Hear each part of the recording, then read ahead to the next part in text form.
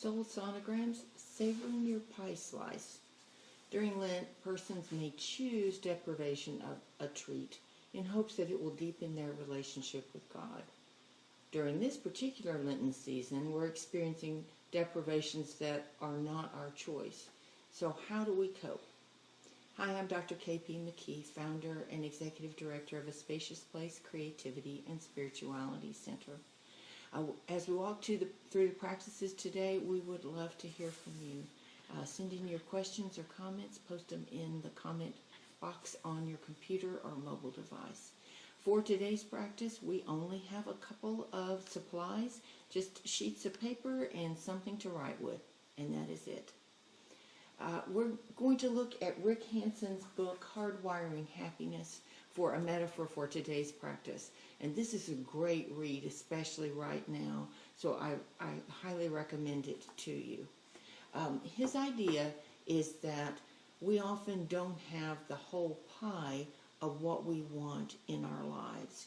And that oftentimes, because we can't have the whole pie, we deprive ourselves even of the slice that we may have for various reasons.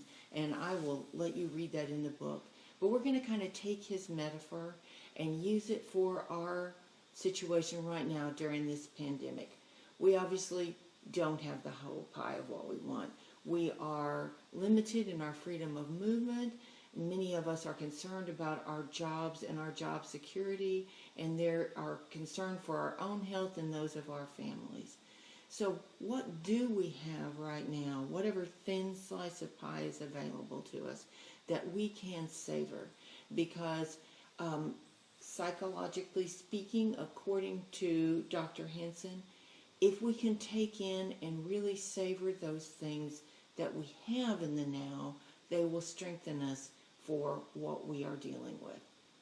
So in this time, we are keenly aware of our bodies. We're taking time to wash our hands thoroughly.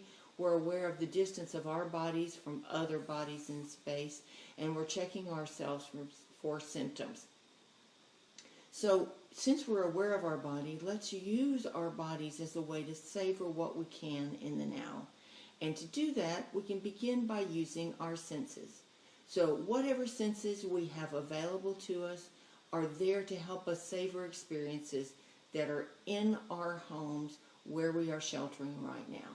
So let's just start with the obvious one. Let's start with taste. So I have here some bread that I just baked and some ice water. And I'm just going to slice this bread here.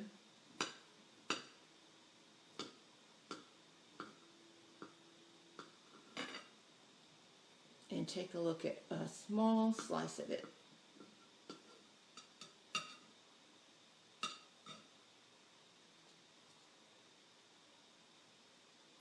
So we can see this slice, and when we put it on our tongue, we can feel the crumb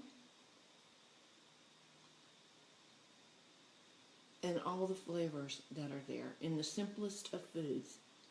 So this would be a time for us to, whatever we're eating, whatever we have in our pantry, to really just take our time and enjoy our food. This is just a simple glass of ice water that I'm going to sip and feel the temperature and the refreshment of that on my tongue. It does not have to be fine wine. It can be water, it can be Kool-Aid, whatever you have in your house. Just enjoy and sit with that. Let it be in your mouth and take it in. Second is the smell. When we were baking this bread yesterday, our house was filled with the wonderful smell of baking bread. And there are just things all around us that we can smell. I have some baking things here that we can enjoy. Vanilla, this is peppermint extract. And this is something that you can enjoy with your children. You all can see whatever spices and herbs you have in your house. Here's some cinnamon sticks. Something as simple as the soap we're using, and we are using a lot of soap. Just compare the smells of the soaps that you have in your home. Oh, sorry about that. Then sight. I brought some flowers that I found when I was out walking. These are wildflowers that are growing by the side of the road. How often we walk by these, but let's take a minute and really look deeply how many petals are in this simple flower right here that lots of us consider a weed. And then you can see the flowers here and the new ones that are coming to life and the shapes of the leaves. You could even take some time and sketch them or write about them in a journal. They are right here for us to take in and savor. For us with sound, music, it has a strong healing power, especially during times of stress. And on our site, you will see a copy of this. I made a sheet called Soul Journey Songs, ways that we can interact with music in different ways. A song whose melody soothes my soul, a song that feels like truth, a song that someone sang to me, whether they knew it or not, a song that expresses my pain, a song that names my hope. You can write the title of the song and, where appropriate, the lyrics as well. And this would be a great family activity for everyone to do their own, and we can get to know each other and our families at a soul level. And I also wanted to just recommend some music for this time. Pachelbel's Canon is a great centering piece of music. These are two by an artist we know, a jazz singer named Danielle Reich in Houston. And we played this one when the rain was coming down on Saturday, and it was a beautiful accompaniment to that. And then last, Vivaldi and the Four Seasons. So we would love to hear from you and hear music that centers you and grounds you as well. Last, feel. When we are outside, we can feel the wind in our hair and on our bodies, either the chill of the temperature or the warmth of the temperature on our skin. When we take a shower or a bath, we can savor the water pouring over us or that we are sitting in that is surrounding us and holding us. It can be very refreshing to do that. Also, I put this fabric out because one side of it has one texture and the other a very different texture. And we can just check out the clothes that are in our closet and enjoy the feel of the fabric. And that's something that children can do too, because oftentimes we don't really talk about differences in fabric and how they feel and why we use them. So we can take in and savor the piece of the pie we have with our senses. We can also savor this cloister time that we are either enduring or just taking a moment at a time with some practices that will strengthen our souls for endurance. So this is where the paper comes in. So I have two suggested practices for you with this. And again, the reason we do this kind of practice that uses something is that we are embodied souls, and actually using our bodies in a positive way helps us deal with the stress of the time that we're going through. So I'm just going to move this out of the way. So the first thing that you want to do is to take your sheet of paper and fold it in half, widthwise and then crosswise, so you have 4 squares. And I've done this on a sheet of legal sheet just so it would be larger for you to be able to see better. So in one square we write, I remember a place of peace. And then you can, in that space, journal about that, because taking our mind back to a time that we felt peace will help us to have that in the now. I remember a person who inspires me. So whether this person is in our life now or has been in the past, or we don't know personally because they wrote a book that inspires us, that is still present with us now, and it strengthens our soul in the present time. I remember a time of joy. Joy really is strengthening. So an experience you had when you felt joy, just go back to that time and savor that again. And last, I remember an experience of love.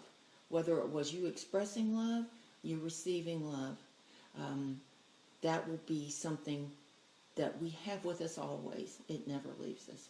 So I have these here. And then on a second sheet of paper, You're going to divide this into thirds like this. And these are actions that we can take in this time. So this is going back into our memory, and this is moving forward with hope. So here we can have good habits to build that we've decided that we're going to do. And along those lines, last week we suggested some, so I'm just going to review these. Researching and applying hand washing skills, practicing therapeutic breathing, and we can show you how to do that more if you'd like. Stopping research 2 hours before bed and limiting research to credible sites, and this is in regard to the pandemic. Committing to daily spiritual practice, purchasing for need rather than fear, mailing cards or letters to loved ones and to persons in assisted living facilities. And in addition to this, I would just like to suggest the reading of some books on spirituality, maybe to suggest to yourself that you read a chapter a day, whatever is doable for you. And I just had some books to suggest to you. This one is called Wild Mercy by Mirabai Starr, and it deals with different female mystics and their wisdom. Sabbath by Wayne Muller.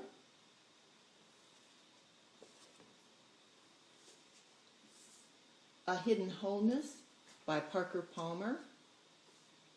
Some of these are strictly Christian, some of these are not. Everything Belongs, Richard Rohr.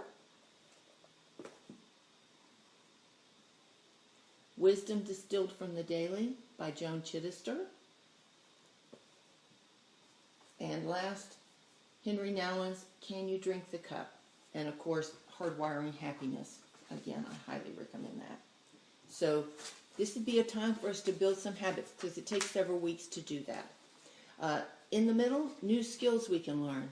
So this might be a time to take an online class or to practice something that you have not had time to do in the past, but you would love to do now. This was a cloister time. You can do that. And then last, practices that nourish my soul. And again, those books might be a good way to do that, or to decide on a time of prayer in a daily way. These are all things that you can do. So these are things that you're going to do moving forward. So if you have found this helpful, we hope you'll like it on Facebook. And you can rewatch it on Facebook, on our channel, www.aspaciousplace.com, and on YouTube. And we're going to do this weekly, so the next one will be on April 5th. In the meantime, our prayer wall is up, and I have the address here. Is that where you can see it okay? No, raise it up. So you can post on our prayer wall prayer requests or prayers, and we will be joining you in those. And then we're also doing healthy at-home cooking, something that you can do with the children that is accessible to them with what you have at home. And you can find the first one of those on our Facebook page, and this is it right here. And we're going to be doing another one on Tuesday. We're doing the Incredible Edible Egg 2. So we hope that you will join us for the ones that would be good for your soul in this time of uncertainty. So let's close with prayer. We pray for the scientists, medical professionals, and first responders who daily press toward healing for our world community. We pray for the sick. May each receive the healing that is best for them. We pray for those out of work and who are struggling to keep their businesses going. May their needs be provided, and may they be given hope in full measure. We pray for leaders across the globe. May they find ways to work together toward a needful common goal.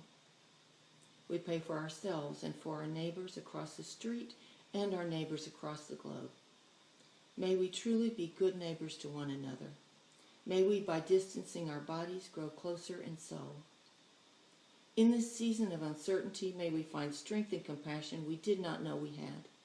And may this season come to an end as soon as possible. Amen.